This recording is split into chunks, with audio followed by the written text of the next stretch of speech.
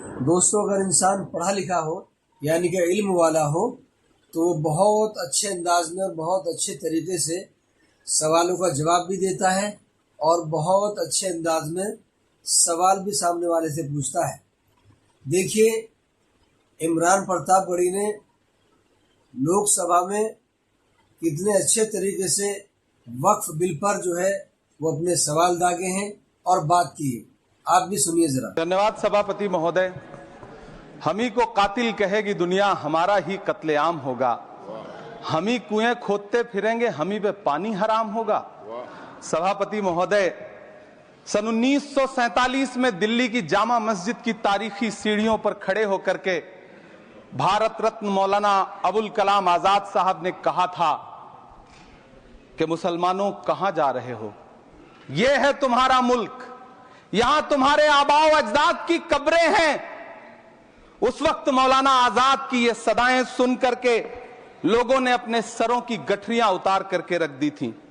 आज उसी दिल्ली में मौजूद देश की संसद में एक बिल आया है जो हमसे उसी जामा मस्जिद की सीढ़ियों के सबूत मांगेगा, जो उन्हीं सीढ़ियों के पास अपनी कब्र में सोए हुए मौलाना आजाद को फिर से कब्र से सदा देनी पड़ेगी कि ये जो कब्र है वो मेरी कब्र है, ये किसी सरकार की जागीर नहीं है। सभापति महोदय, मैं जहां खड़ा हूं इसी संसद भवन के सामने सड़क के उस पार अपनी कब्र में सोए हुए भारत के पूर्व राष्ट्रपति फखरुद्दीन अली अहमद की कब्र है। शायद अब उस कब्र से भी सदाएं आए कि ये कब्र मेरी कब्र है, ये सरकार की जागीर नहीं है।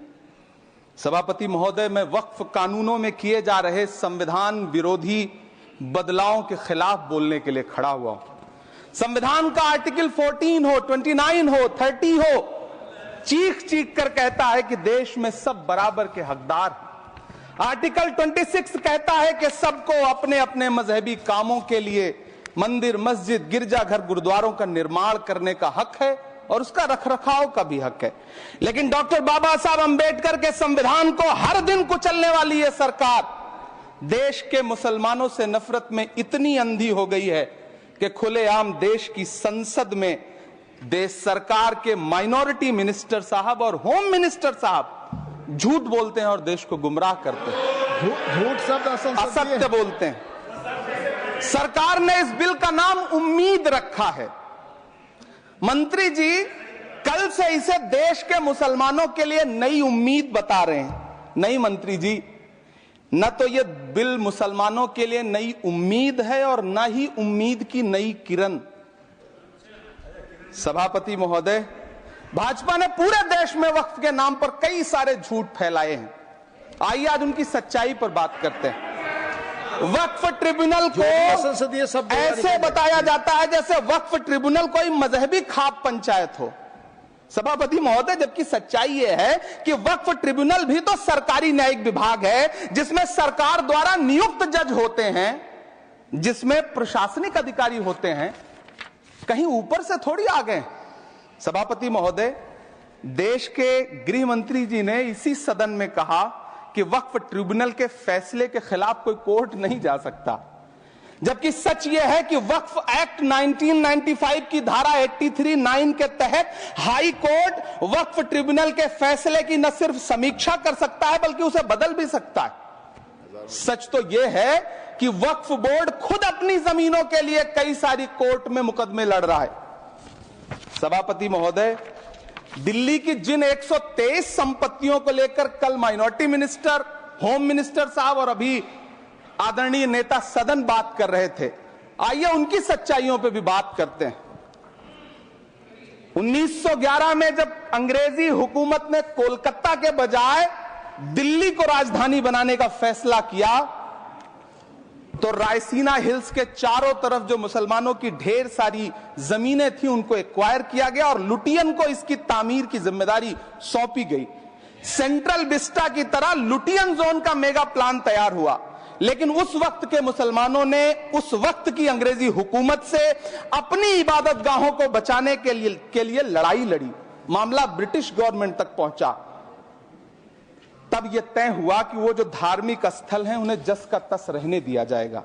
इंडिया गेट के बगल वाली मस्जिद हो जाप्तागंज, सुनहरी बाग मस्जिद हो, पार्लियामेंट रोड वाली मस्जिद हो, ऐसी 123 संपत्तियों के मैनेजमेंट के लिए 1913 में मुसलमान वक्फ वैलिडेशन एक्ट बना और उसके बाद एक नया शहर बसाया गया जिसे लुटियंस जोन का नाम दिया गया। फिर 1943-45 के बीच एक और समझौता हुआ आजादी से पहले, उसके तहत काफी सारी वक्फ जायदादों को सुन्नी मजलिस औकाफ बनाकर उसके अंडर किया गया ताकि उसकी देखरेख की जा सके। गृह मंत्री जी 2 दिन से सदन में जो बात कह रहे हैं वो दरअसल 123 संपत्तियां उसी सुन्नी मजलिस औकाफ के तहत आती है। सभापति महोदय, आजाद भारत आजाद हुआ। आजादी के बाद भारत में 1954 में वक्फ एक्ट लागू हुआ, जिसकी धारा 9 के तहत 1964 में केंद्रीय वक्फ काउंसिल का गठन हुआ। दिल्ली की वही 123 प्रॉपर्टीज को 1970 में सर्वे गजट करके गजट नोटिफाई किया गया। इसके निपटारे के लिए पूर्व प्रधानमंत्री इंदिरा जी के द्वारा 1974 में एक बर्नी कमेटी बनाई गई। बर्नी कमेटी ने 1976 में इन 123 संपत्तियों को दिल्ली वक्फ बोर्ड की संपत्ति होने की रिपोर्ट सौंपी। उस रिपोर्ट के आधार पर 1984 में कांग्रेस सरकार ने उन 123 प्रॉपर्टीज को दिल्ली वक्फ बोर्ड को सौंपने का फैसला किया, जिसके खिलाफ विश्व हिंदू परिषद कोर्ट गई। मामला 2011 तक पेंडिंग रहा। फिर 2011 में कोर्ट ने सरकार को आदेशित किया कि इसका निपटारा करो। तब 2013 में तत्कालीन यूपीए सरकार ने दिल्ली की उन्हीं 123 जायदादों को बर्नी कमेटी की सिफारिशों के मुताबिक वक्फ बोर्ड के हवाले किया।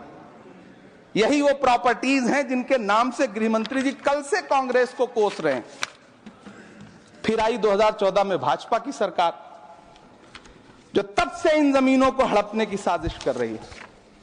जिस बिल को मुसलमानों के हुकूक की हिफाजत करने वाला बिल बताया जा रहा है, उसी को पेश करने के लिए और उस पर बात करने के लिए लोकसभा में भाजपा सरकार के पास एक भी मुस्लिम सांसद नहीं है। जिस वक्त, मैं लोकसभा कह रहा हूं, सुना करिए, जिस वक्फ बिल को मुस्लिम महिलाओं को हक दिलाने वाला बताया जा रहा है, उसे संसद में पेश करने वाली पार्टी के पास न तो राज्यसभा में, न लोकसभा में, न देश की किसी विधानसभा में एक भी मुस्लिम महिला सदस्य नहीं।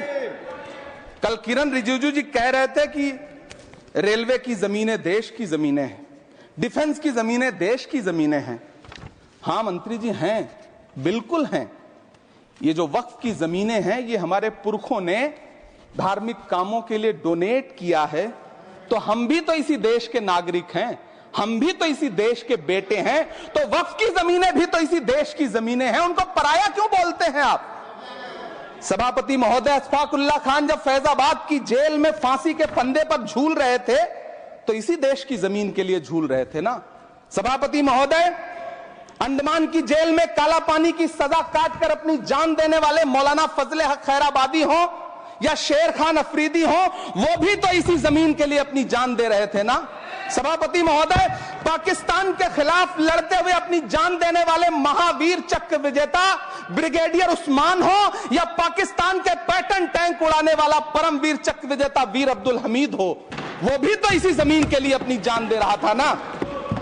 और मंत्री जी, मैं इस सदन में अलल ऐलान ये कहता हूं कि जब भी इस देश की जमीन को लहू की जरूरत होगी, आपसे 2 कदम आगे इमरान खड़ा मिलेगा, ये मैं आपसे यकीन दिलाते हुए कह रहा हूं। सभापति महोदय, मैं सरकार से कहना चाहता हूं, हमसे हमारी इबादत गाहें तो मत छीनिए ना, हमारे घरों पे बुलडोजर तो मत चलाइए ना, हमारी कब्रों में तो हमें सुकून से सोने दीजिए ना। सभापति महोदय, माइनॉरिटी मिनिस्ट्री का बजट कट करके, मुस्लिम बच्चों की स्कॉलरशिप बंद करके अब सरकार कह रही है कि हम वक्फ की आमदनी से गरीब मुसलमानों का भला करेंगे। गुजरात की बेटी बिल्किस के बलात्कारियों की रिहाई के बाद उन्हें माला पहनाने वाली लोगों के नेता ये कह रहे हैं कि यह बिल मुस्लिम महिलाओं को उनका हक दिलाएगा। धन्यवाद मोदी जी, क्या बढ़िया सौगातें मोदी दे रहे हैं आप। पहले हमें गुजराते मोदी दिया, आप सौगातें मोदी दे रहे हैं। लेकिन यह सरकार इतना याद रखे कि इसी ठसक के साथ देश की संसद में सीए का कानून भी लाया गया था और कहा गया था बड़े बड़े भाषण देकर के कि पड़ोसी देशों से हिंदू भाइयों को ला करके यहां नागरिकता दी जाएगी। लेकिन मैं आपके संज्ञान में लाता हूं सर कि पिछले इतने दिनों में इनसे नागरिकता लेने के लिए 2000 व्यक्ति भी नहीं आए, जबकि इसके उलट इन्हीं की सरकार में पिछले 10 साल में 15 लाख से ज्यादा भारतीयों ने भारत की नागरिकता छोड़ करके दूसरे देश में जाकर के बस गए। यह हुआ उस कानून का अंजाम। सभापति महोदय, इसी तरह की जिद के साथ किसानों के खिलाफ भी कानून लाए गए थे। जिस तरह आज वक्फ के फायदे गिनाए जा रहे हैं, उसी तरह से किसानों को भी कृषि कानूनों के फायदे गिनाए गए थे। लेकिन अंजाम क्या हुआ? 700 किसानों की शहादत लेने के बाद सरकार को अन्नदाता किसानों के सामने घुटने टेकने पड़े और कृषि कानून वापस लेने पड़े। जिल्ले इलाही, जमहूरियत जो है वो नफरत और ठसक से नहीं चलती है, अकड़ से नहीं चलती है, उसमें सबकी हिस्सेदारी जरूरी है। कल देश के माइनॉरिटी मिनिस्टर ने लोकसभा में खड़े होकर एक शेर सुनाया था कि मुझसे कोई बदगुमान न हो, तो मैं उन्हें एक शेर सुनाना चाहता हूं कि मैं आज जद पे हूं तो इतना खुशगुमान न हो, मैं आज जद पे हूं तो इतना खुशगुमान न हो, चराग सबके बुझेंगे हवा किसी की नहीं।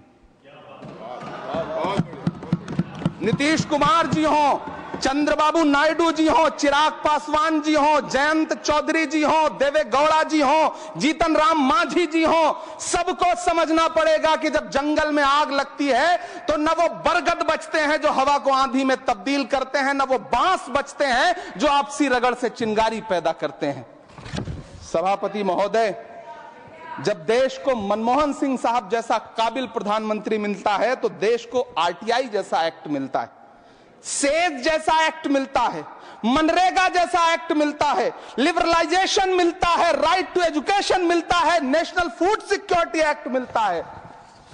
लेकिन जब देश को सौगातें मोदी मिलती है तो क्या मिलता है? सीए मिलता है, फॉर्म्स लॉ मिलता है, आर्टिकल 370 मिलता है, इलेक्टोरल बॉन्ड जैसा एक्ट मिलता है और वक्फ अमेंडमेंट एक्ट जैसे बिल देश को मिलते हैं। मुझे तो अपने हमवतन भाइयों से पूछना है कि आपको अपने बच्चों की तरक्की, खुशहाली और नौकरी की दरकार है या फिर मुसलमानों की दान की गई जमीनों को लूटकर धन्ना सेठों को देने की साजिश करने वाले कानून की? सभापति महोदय, यह सरकार रात के 3 बजे तक पूरे देश को जगा करके संसद में अपने ही नागरिकों को नीचा दिखाने के लिए वक्फ बिल ला रही थी, तो उधर रात के 1:30 बजे अमेरिका हम पर 26% टैरिफ लगा रहा था। सरकार की प्राथमिकताएं देश को पता।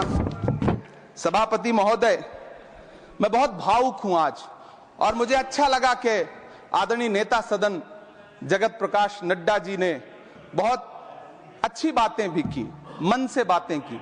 क्योंकि उनके नाम में प्रकाश जुड़ा है तो मैं उनमें हमेशा एक रोशनी की किरण देखता हूं।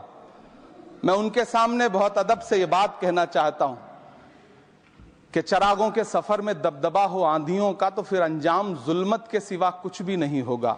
यह दुनिया नफरतों के आखिरी स्टेज पर है, इलाज इसका मोहब्बत के सिवा कुछ भी नहीं होगा। मैं भावुक हूं, मेरी पलकें गीली हैं। अगर देश की एक बहुत बड़ी आबादी को लगता है कि आप उसका भला करने के लिए नहीं बल्कि उनकी इबादतगाहों, उनकी कब्रिस्तानों, उनकी खानकाहों को बर्बाद करने का बिल ला रहे हैं, तो फिर आप अगर समझाने में नाकामयाब रहे हैं तो यह आपकी नाकामयाबी है। पहले समझाइए, उसके बाद कोई बिल लेकर के आइए, तब शायद हम आपका इतनी पुरजोर तरीके से विरोध ना करें। लेकिन सभापति महोदय, मैं अंत में सिर्फ इतना कहना चाहता हूं कि इस बिल में जो भी पॉइंट्स दिए गए हैं, बॉम्सी पोर्टल देख लीजिए, सरकार का झूठ आपको पकड़ में आ जाएगा। हम डरे नहीं हैं, हम सिर्फ सरकार से अपील कर रहे हैं कि हमें अपना समझिए।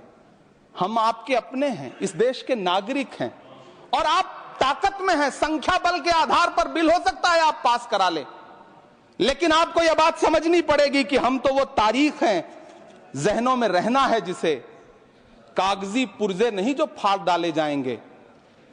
जिस जमीन पर मैं खड़ा हूं ये मेरी पहचान है। आप आंधी हैं तो क्या मुझको उड़ा ले जाएंगे? आपको ये बात समझनी पड़ेगी।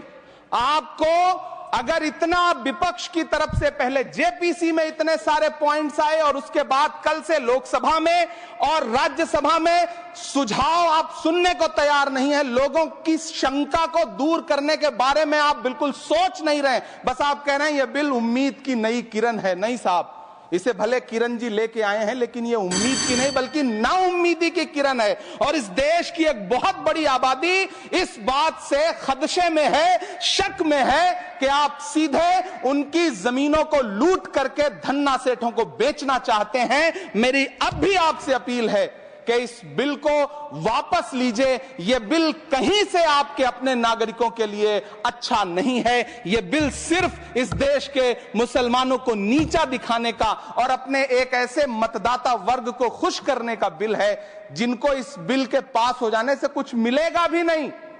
लेकिन आप एक नैरेटिव देना चाहते हैं, एक मैसेज देना चाहते हैं। मेरी आपसे अपील है कि कृपया ये जो सबका साथ सबका विकास का नारा है, इस नारे को रत्ती भर तो चरित्रार्थ कर दीजिए।